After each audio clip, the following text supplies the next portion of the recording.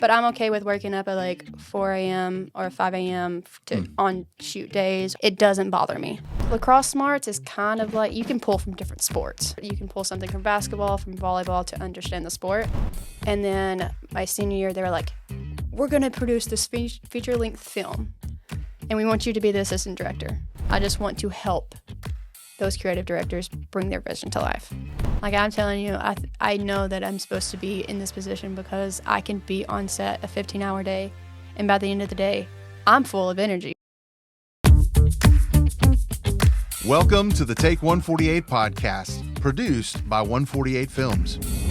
Join us as we explore video production, creative storytelling, and the real stories behind the lens. About to get real good. Lindsay, welcome to the podcast. Thank you. So we're just going to jump right in here. Let's do it.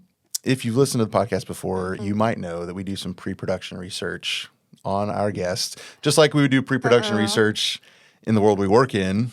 Of to course. get ready for a project. I'm just intrigued what you found. What are you going to ask? Well, the good news is I've not done any digging. Oh, sweet. Yeah. Although, actually, that might come up later. We'll see. Oh no. These are just some easy questions for you. Amazing. Quick fire. First question, early bird or night owl? Early bird. Okay. Mm-hmm. What's early for you? Like, what's a wake up? On set when I'm like going shooting or just when I'm off? Just personal day. Internal clock is around 7 a.m. Okay. I don't know if that's early bird, but that's just like I also get a little bit of sleep in, but I'm okay with waking up at like 4 a.m. or 5 a.m. on shoot days or work. It doesn't bother me. Okay. I know some people are like, ugh, that's awful. I can never do that. And I'm like, I wake up, put the coffee on, All right, so music coffee. on, and then just like take my time throughout the morning, and I love it. Okay. Mm-hmm. All right. I like it. Favorite road trip gas station snack? Drink? Food? Is it Smart Food? White cheddar popcorn? I know what you're talking about. So that, Okay. And then I think when growing up, it was bug juice. Have you? Oh, yeah. Bug juice, yes. I don't think I've ever had it, but I have a kid, and yeah. you know she sees it in the case, and it's like, so I want good. that. It's so good. It's probably just all sugar, but Probably. we're okay with that. Now, Diet Artificial Coke. colors. Mm-hmm. Now Diet Coke. Now Diet Coke. Okay, we're not sponsored yet. No, but Coke, if you hear this. Sponsor us, please.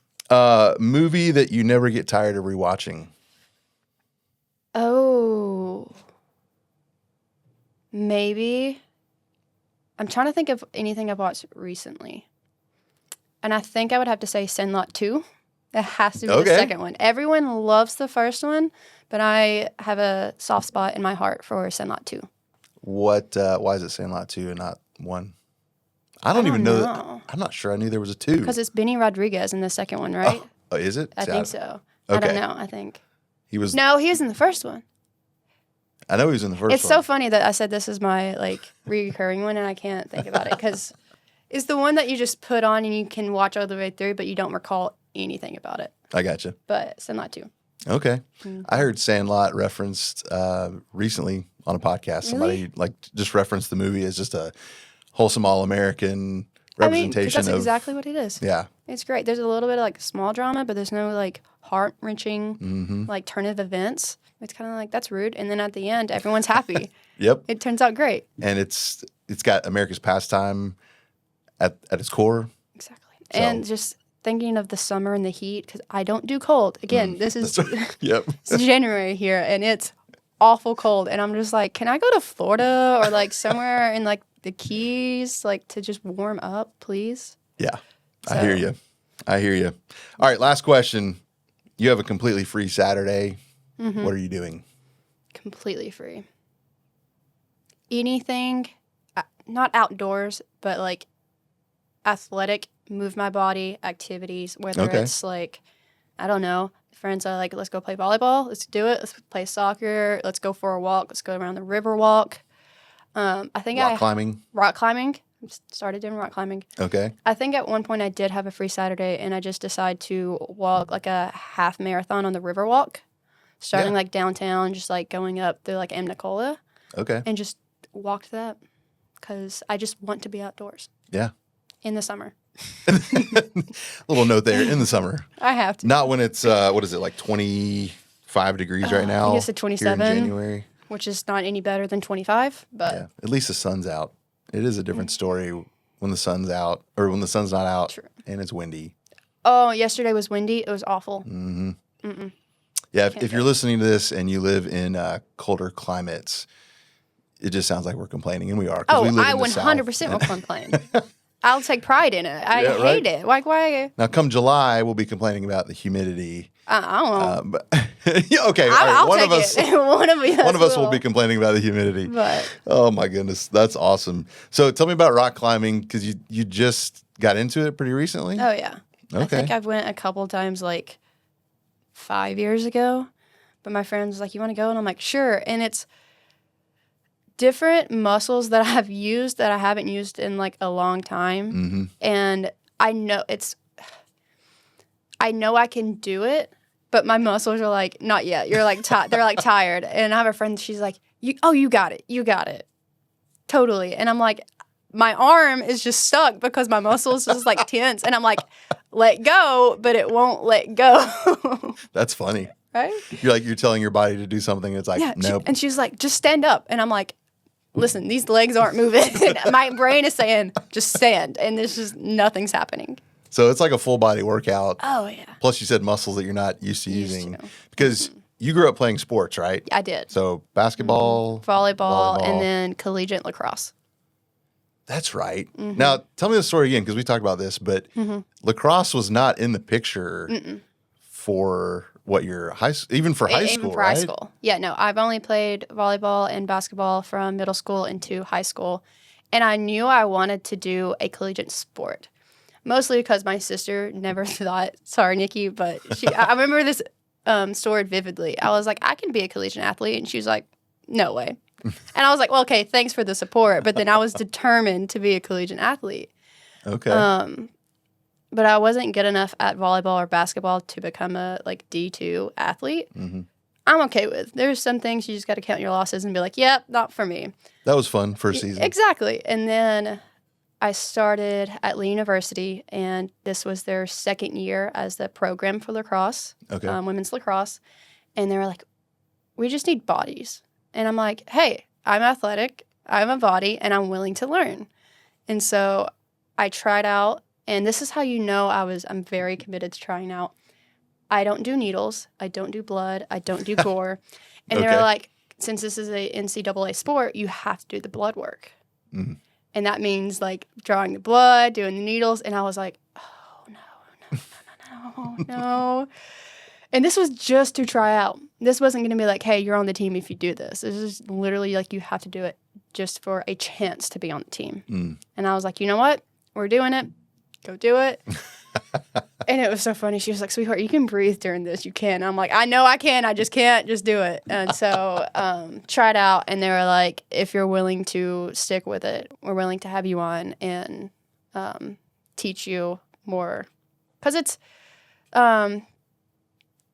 this lacrosse smarts is kind of like you can pull from different sports. If you are like an overall athlete, you can tell what you need from different sport. You can pull something from basketball, from volleyball to understand the sport.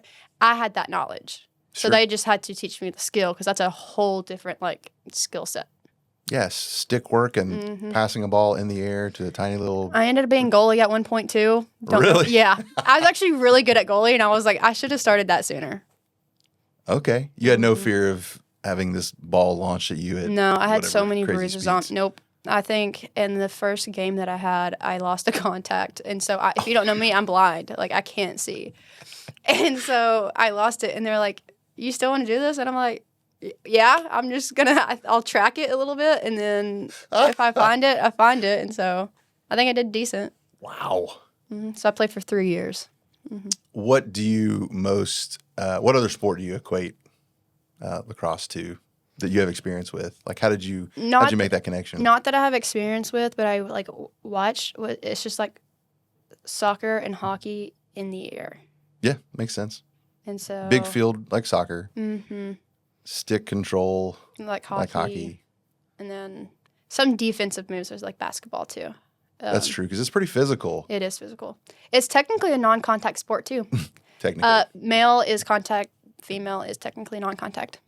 So, yeah, but you get, That's right, because the men are wearing the pads, shoulder and pads, the and helmets, and they can actually, like, full on hit. We're not allowed to do that. But you do get hit. but there's still contact. Oh, for sure. Just like there is in soccer exactly. and basketball. Mm-hmm. Man. Okay. Mm-hmm. That's wild. I know. I remember when you told me that you basically, like, it was like a walk-on situation, but without prior experience. Yeah, just none.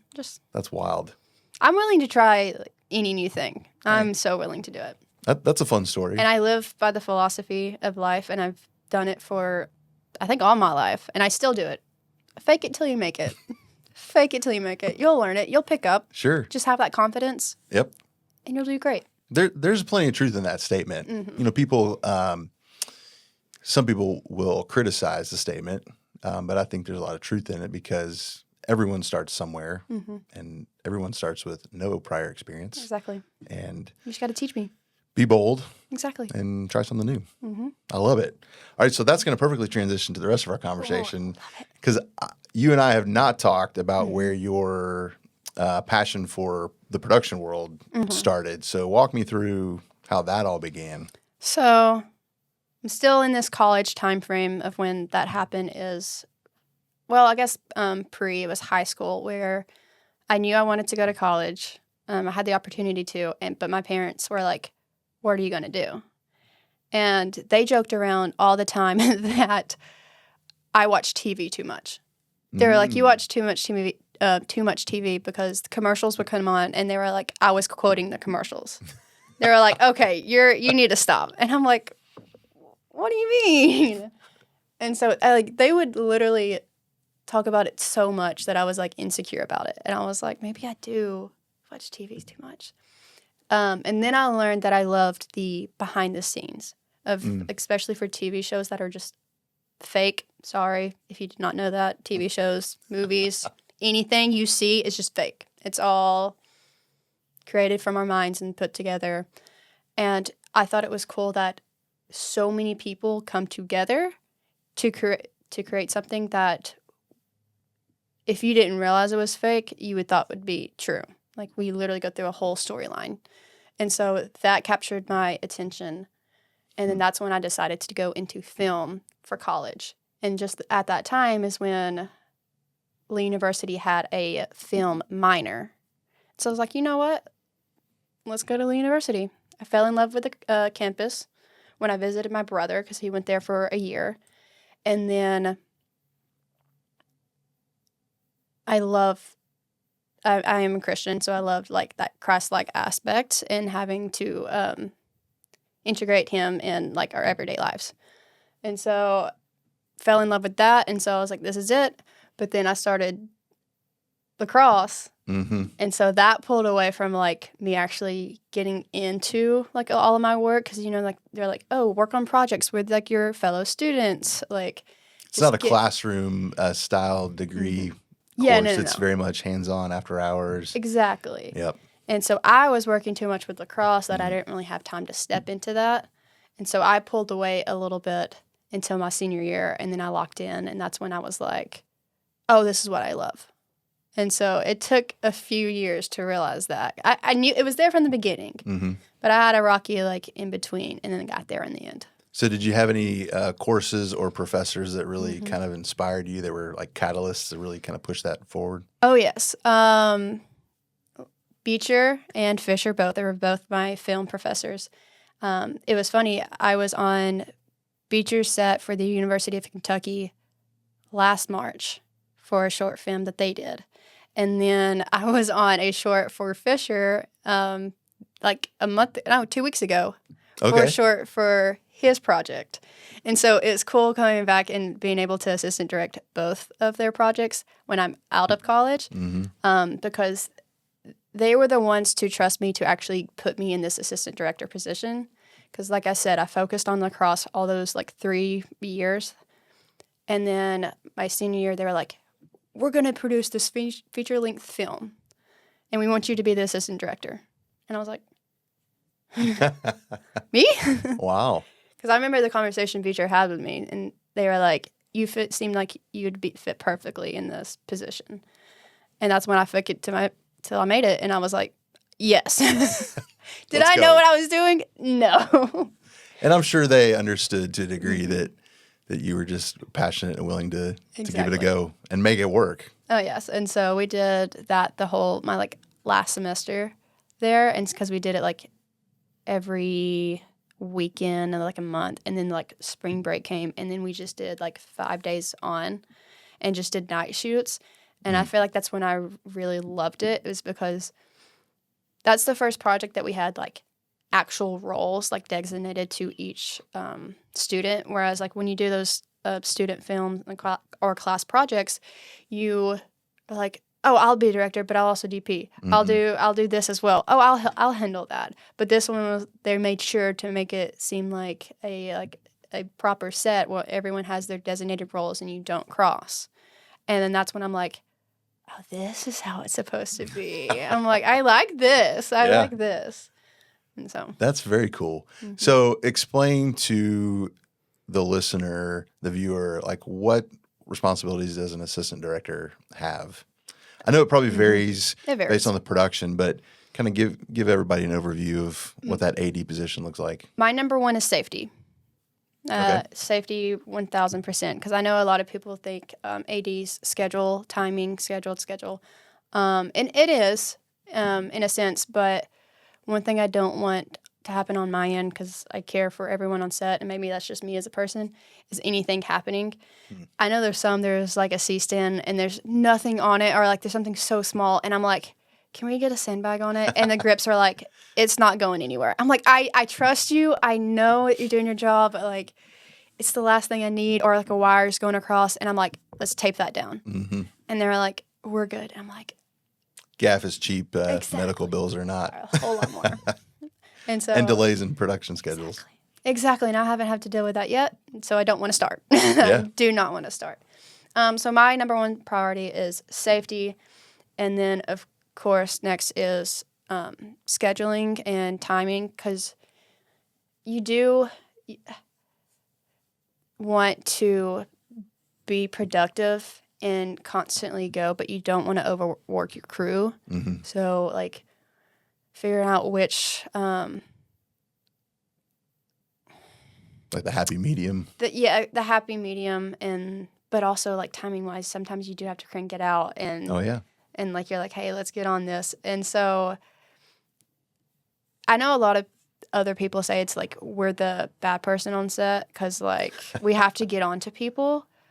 But I'm learning that I can actually just talk to people and become like, we're just friends, and be like, hey, we have to get this going. I know that what you do is important, because I don't want to rush you and be like, it looks great. Let's move on. Because I know they want it to be perfect. Like a DP wants it to be perfect, or a gaffer wants the lighting to be perfect, or the director's like, I really want this movement. So I get that. And so I've learned that I had to become friends with them and be like, hey, it's okay. Like, I understand you want to get it perfect. I want to get it perfect for you. But for the rest of this to happen, like, we have to continue to go. And so that's just for every department head, too.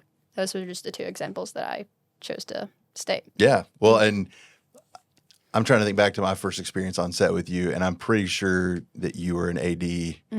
And, I mean, you kept things moving. Like, you freed up Skip to be the director and, oversee the big picture. But you were his second in command there, just kind of making sure things kept marching forward on a schedule. And, yeah, you got a lot of things to juggle. And it's nice when you can coordinate all of those details and make sure everything's, on schedule and everybody's happy. And ultimately Skip, can do his job. So whoever the director is in that case. And the wording of everyone's happy, it's not going to happen every time. No, I think I've learned that because, again, I'm that type of person. I want everyone to be happy, but I'm learning to be like, in the moment, it's okay for them to not be happy with me. Sure. Because as soon as we wrap, we're talking, we're like, we got it done. Everyone's happy. Everyone's content. But it's usually, and it's typically, I've learned after lunch, like an hour or two after lunch, because everyone gets down. And if something's not going right, everyone's just getting irritable. And that's totally fine. Like we Their all bellies are full. They're exactly, slowing down a little bit because they want to go home and sleep, but no. So especially on early morning, right? If you're getting up at 4 o'clock. and now it's like 4 p.m. and they're like,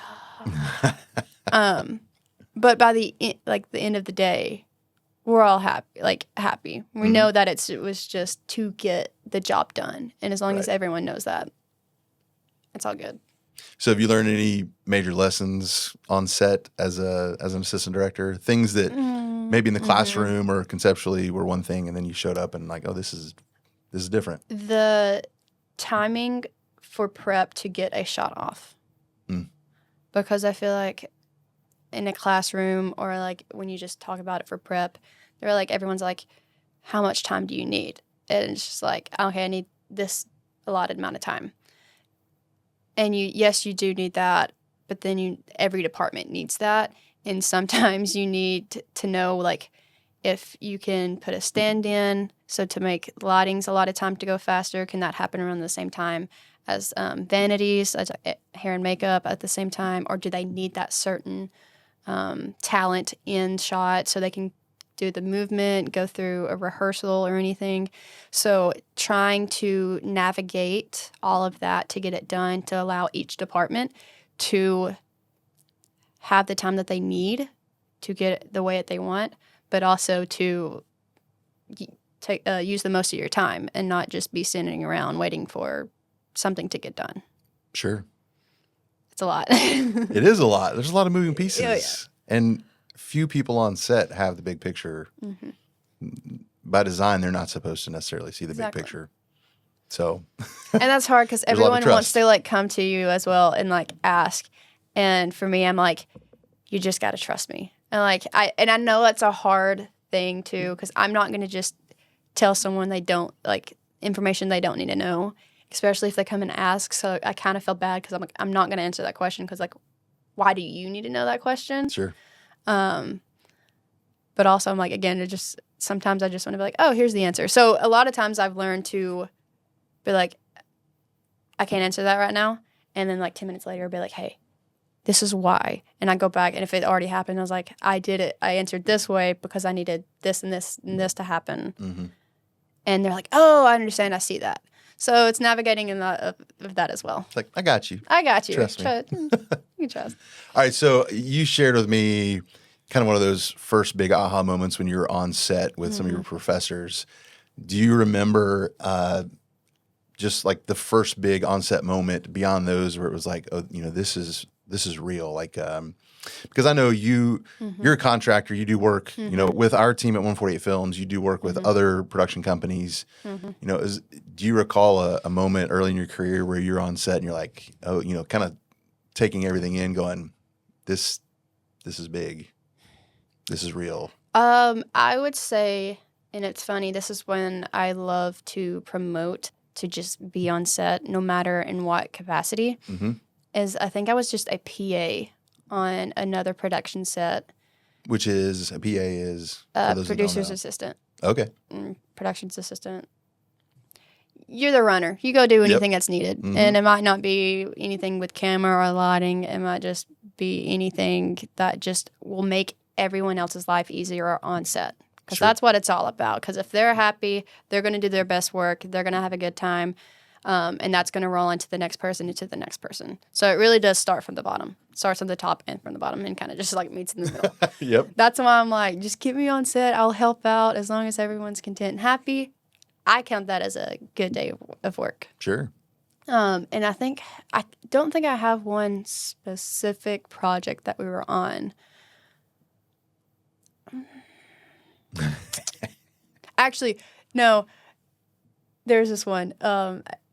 It was with another production company, and it was a tiny room that we were filming in. I think we were in a bedroom. And so, of course, they try to get this big camera with all these different tracks because I think we were doing like a dolly shot.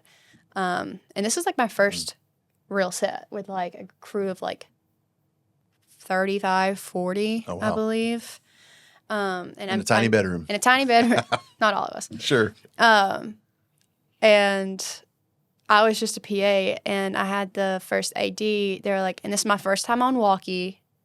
And if beforehand, I hated walkie. Anyone's like, are you on comms? I'm like, no, like, let's just not do it. I just want to talk to you in person. And now I'm like, oh, it's a lifesaver. Like, we using that if we have it. Oh, yeah.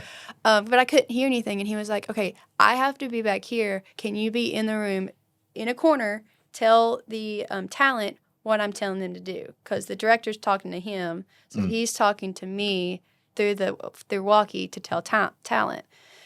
And I'm so sorry, Sam, but I couldn't understand what he was saying. I felt so bad. And at one point, he reached in the room and he was like, do you understand me? And I said, no. I'm so sorry. Like, I can't hear a word. Because if you're not used to it, Sure. it's hard to understand, especially if you don't know the lingo.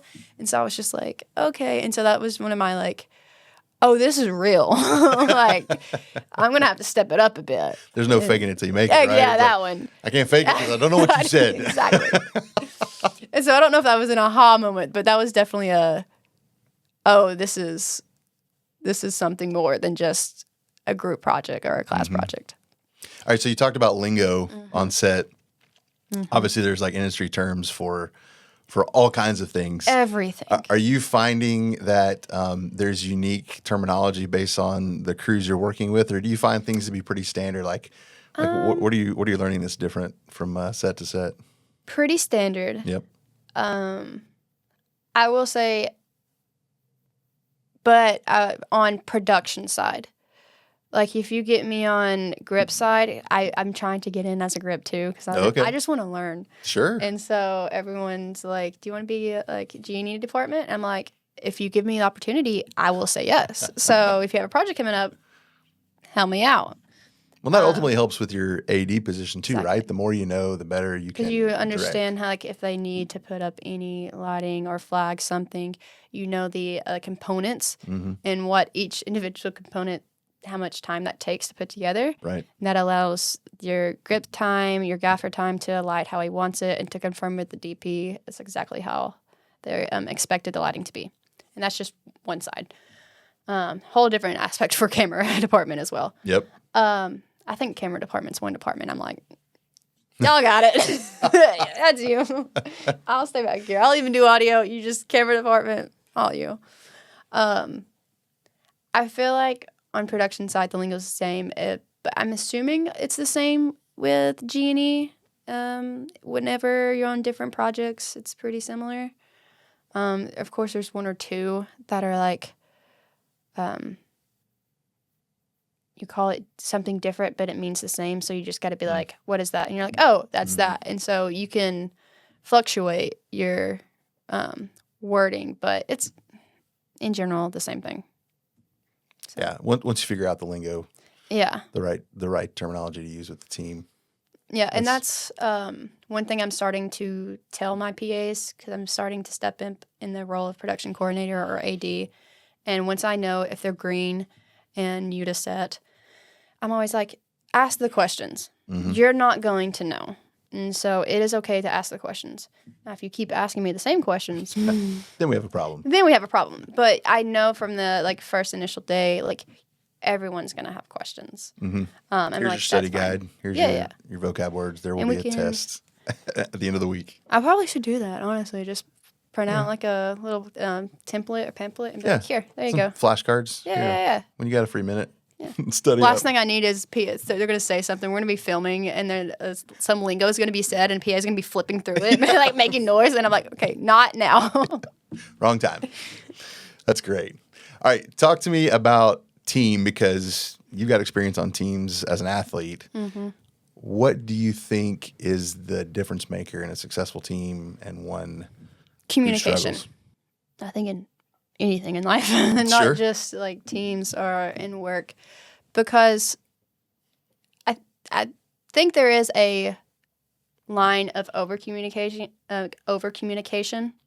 Like how I was telling you, when someone comes in asking me a question and they don't need to know the details, that is a point where you don't have to dive into that, but going back and relaying hey, this is why. So you're still communicating in the end, so everyone's on the same page, and because you never want to leave anyone in the dust and just not say anything. And so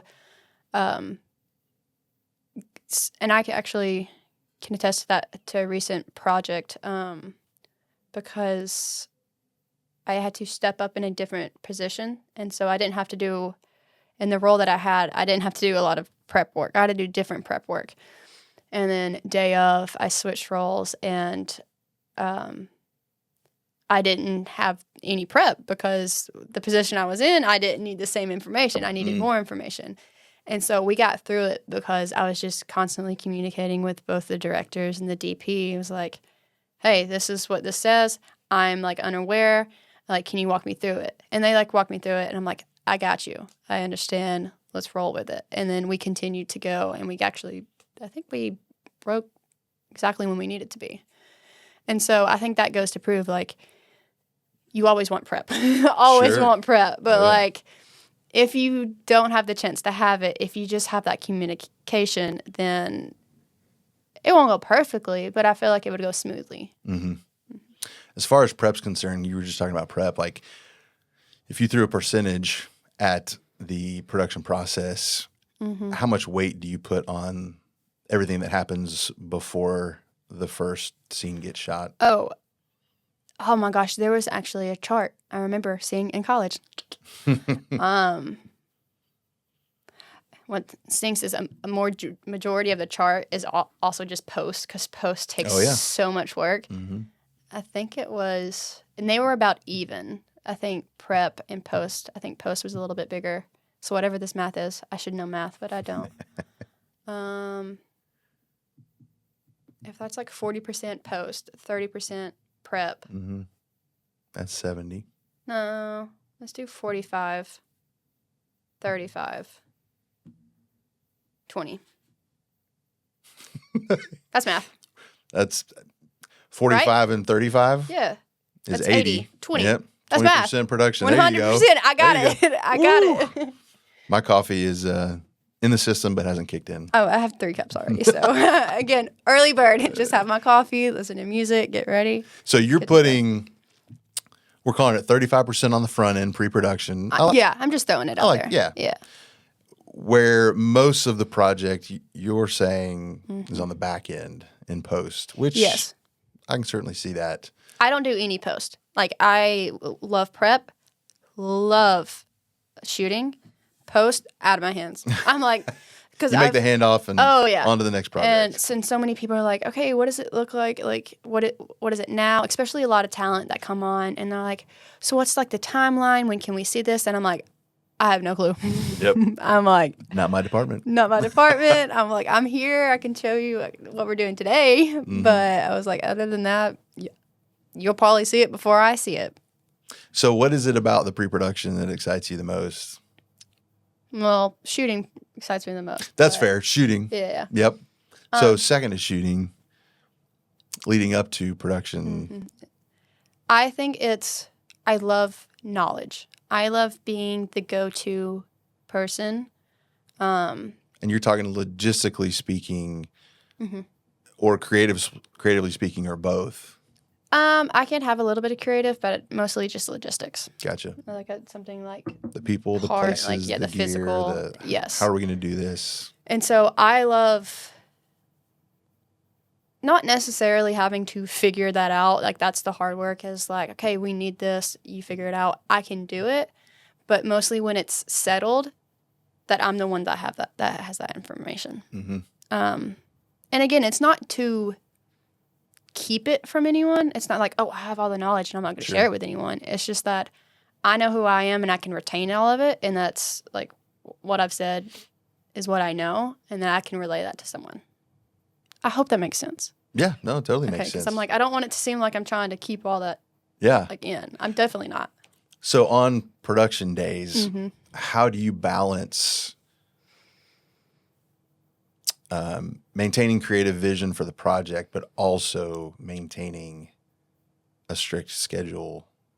Because, I mean, you know better than anybody on set, like, the production lives and dies by staying on schedule. But also there is creative vision and a lot of pre-production vision that has gone into a project that you certainly don't want to sacrifice only for timelines and budgets and schedules.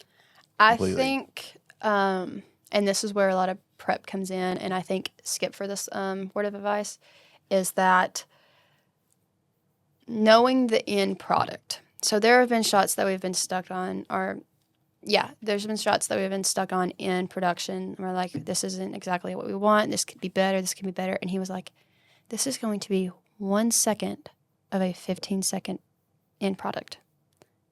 And I'm like, oh, he's right. Not saying you don't want it to be perfect. Right. But if it's something like you think you have what you, like, it can grasp what you want as a, like, whole, it's okay to sacrifice and not being perfect. And that's in commercial work. I think in narrative, it's a little bit different. But I think you can still pull from that a little bit because you're like, this isn't the intense moment. Like, so we can, if it's just one little, like, glimpse of, like, a editing montage, like, it's okay to be, like, a little bit faster and be like, you know what, we don't have to spend too much time on this. Sure. But knowing that end product really helps because there's been some that I've read the script and I do my prep work, but I do it logistically, like, oh, this is what we have set, this is what we want, not realizing the pace of the editing or in the post work. And that's probably where I need to work more on. Again, because I told you, I don't like the editing, I don't like post. But if I start to see how that unfolds, like, in my head, it helps me realize how much work to put into that one shot or if we just need to move on. That makes sense. Mm-hmm. It does. Yeah, I think a lot of times we are our own worst enemies, especially in the creative space because we've already had the vision. We've had the pre-production conversations. We know what it could be and what we're striving for. And in the moment, that shot might not come together like we want. And so we just continue to, like, chase, that perfection. And yeah, to Skip's point, like, consider the end product, the viewer that's going to see this. Will they ever know that it could be, a 10 out of 10 when we're making it an 8 out of 10? Exactly. No, they will not. And I don't want that to sound like we're taking away. No, like, we're not settling either. No. There are acceptable adjustments to be made for the big picture. For the sake of the big picture. Yes. Absolutely. All right, so you've been in the production space for how long now? Not very long. A year and a half, maybe. Oh, not even as long as I thought. Okay. But you've just been getting after it. I have been. Pretty hard. Which goes a long way. So wait, how long did you think I was in it for? At least twice that. I don't know. I graduated. Well, here's the thing. I graduated in 21, so December of 21. But then I had, like, my stepping stone years. Like, like that transition outside of sure. Right after you graduate, if you don't have a job lined up, you're like, what do? I just need to make money. I want to make it on my own. Yeah, life gets real quick. Exactly. And so I had that for a year and a half to 2 years while also transitioning to Chattanooga, still with another stepping stone job. And again, I still have a lot of jobs. Like, I used to DoorDash, Instacart. I'll still do that if I need to. I'm dog sitting. I'm house sitting. I'm cleaning houses. I'll do anything to help others that will, like, make that income. And I feel like I still have to do that a little bit, but it really didn't kick off until not this recent August, but the August before. Okay. Because that was the first set that you guys had me on. Which one was that? Legos. Oh, yeah. Bricks and Minifigs. Oh, yeah. I think that was August of 23. Would have been, I think it was 24. 24. Because we were freshly in the studio, like a whole month into the studio that we were sitting in right now. So, yeah, not long whatsoever. Okay. Well, hey. All right, so knowing that, what's the end goal? Like, where does Lindsay want to be in this world? Or do you even know yet? It's changed. Sure. Because before it was, I don't know if I want to be in Chattanooga. Okay. Because, like, when you grow up, even in, like, a near area, if you're like, no, I need to get out. I need to, like, go and experience the world or, like, just a different lifestyle. And so for the longest time, it was that. I was like, I don't want to stay in Chattanooga. I don't want to stay in Chattanooga. And that was before actually living downtown and embracing, like, where you live. And I feel like that's a huge factor in anyone's life is like, if you want to make that change, just do it and embrace it. But I didn't, but I still embraced it. And then now I'm like, oh, this is actually not bad lifestyle. Like, there are some things that I can like change, but I'm okay with it. And so now I'm thinking I could settle here. But that's also changed within like a year. Again, as I'm getting that consistent work. Mm-hmm. So it's still changing. I do know I want to be in production, whether that's commercial, whether that's narrative. We'll see where the road leads. I know I still want to be on the logistics side, whether that's AD, producer, hands-on. Again, I'll be a grip. I don't care. Sure. Anything like that. Creative, I'll leave up to the creative minds. I just want to help those creative directors bring their vision to life. Gotcha. And so I'll stay on the logistics side, where no matter what department, as long as it happens, Okay. So, I mean, you're fully aware that in this world, it's like you go where the work is sometimes, right? Oh, yeah. I mean, we're in a smaller market, a considerably smaller market here in Chattanooga, but we're also not very far away from considerably larger markets, with Atlanta being a few hours south and Nashville a few hours north. And Knoxville. You got Knoxville, that's right. Literally, and this is what I say about Chattanooga, if no one knows like about Chattanooga, is like we literally are the central hub for those like working cities, because we can also, it stinks because it's a drive, but like you're technically within the local radius. Mm-hmm. And so everyone wants to, if they can, hire a local. It's cheaper. That's just how it is. Yep. And so to show yourself as like a local, it really helps with that work too. And so that way you don't have to you're too far from other cities. Like literally you're in the central and you either like, oh, I need to go to Knoxville today. Take 75, go to Knoxville. Oh, I need to go to Nashville. There's 40 right there. Oh, I need to go back to Atlanta. Take 24 to 75. Like, it's all there. Yep. And so Chattanooga is the passing like city. And so it's okay if you pass through. But also, if you work in surrounding areas and you need a central hub, consider Chattanooga. So now your statement about the 4 a.m. wake-up call makes sense if you got to be on set early in Atlanta. Mm-hmm. Say that, you're talking 2.5 hours away. That's an early morning from Chattanooga, but it's not... not doable. Nashville is an hour behind too, so you have to get used to that as well. And then there's that. So I'm used to that. Logistics. I live in the central time zone, and then most of my work is in Eastern, so I have to take that into account as well. There you go. So there you go. All right. So considering that you've been at this for we'll call it a year and a half, I'd say you're grinding pretty hard. Trying to. Yeah, you're getting after it. Mm-hmm. What advice do you have for somebody that's that was in your position 5 years ago when you graduated college? Please don't hate me, guys, because I feel like what I'm going to say is, I feel like a lot of parents are going to hate me when I say this, is it's okay to sacrifice. I feel so bad for saying this. Sacrifice like your consistent, steady job that you have if you want to make it into this industry.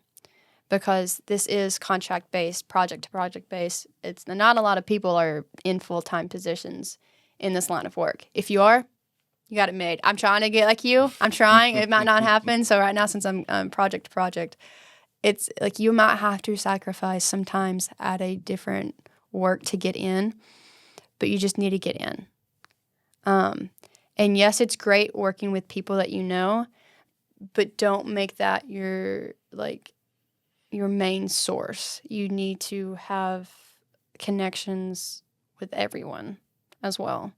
Because mostly, like, you can only go a certain point in your circle, and then you're just going in circles. And so that's okay, but, like, you can venture out and then get new projects because that's going to lead to something else and have those connections. But you might have to sacrifice 1 or 2 work days to be able to get onto those sets, to meet those people, to make that happen. And I know it's hard because you're like, but that's my steady income. That's why I get it. I'm like, for the sake of the career, it's a short-term sacrifice. Yes. For hopefully what's a long-term gain. Exactly. And a successful career in the long term. But you're gonna have to be willing to put in those hours. It's not for the week.